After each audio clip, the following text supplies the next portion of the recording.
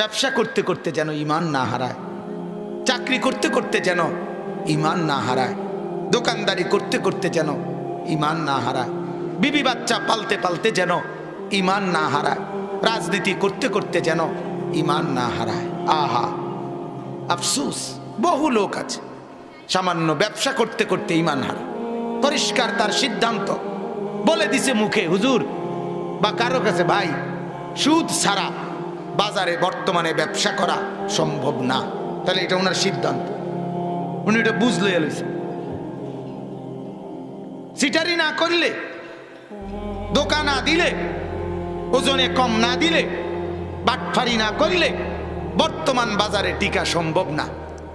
তাহলে আপনি অবর্তমান বাজারে টিকবেন? হ্যাঁ, তার মানে সে ফয়সালা দিয়া লাইছে যে আমাকে বাজারে টিকে থাকতে হইলে, আমাকে ব্যবসা করতে হইলে